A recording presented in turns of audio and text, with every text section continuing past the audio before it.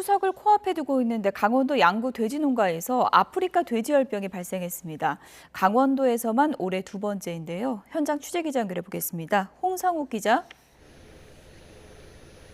네, 강원도 양구 아프리카 돼지열병 발생 농장 앞에 나와 있습니다. 네, 이번에 2달여 만에 또 발생한 거죠? 네, 그렇습니다. 제가 지금 나와 있는 곳이 강원도 양구 국토 정중앙면입니다. 이 또다시 강원도 양등 농장에서 아프리카 돼지열병 발생이 확인된 건데요.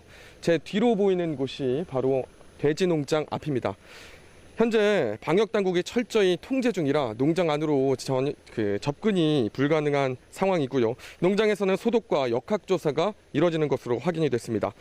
이 농가에서 오전부터 키우던 돼지 5,600마리에 대한 매몰 처분이 진행 중인 것으로 알려졌는데요.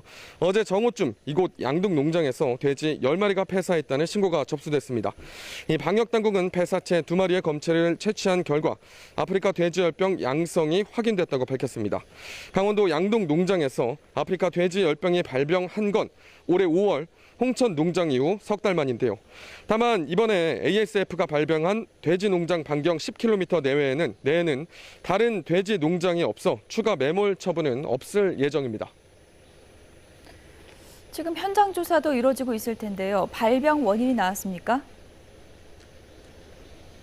네, 강원도에서 또다시 돼지 농장 감염이 발생했는데 이 야생 멧돼지 가능성이 높은 것으로 추정되고 있습니다. 이곳 양구에서만 아프리카 돼지 열병에 감염된 멧돼지 폐사체가 80마리가 넘게 발생을 했습니다. 특히 이곳 국토 정중앙면에서만 20마리가 넘게 확인이 됐는데요. 다만 이 일대에서 마지막 멧돼지 폐사체가 발견된 건 지난 3월입니다. 최근 집중호우로 바이러스가 농가에 침투됐을 가능성도 있습니다. ASF 바이러스는 냉동 상태에서 1000일 이상 살 정도로 생존력이 높습니다. 멧돼지뿐 아니라 진드기, 음식물 쓰레기, 배설물을 통해서도 감염이 가능한데요. 방역이 어려운 이유인데 일단 강원도 전체 200곳 넘는 양등 농가에 대해 임상검사가 진행 예정입니다.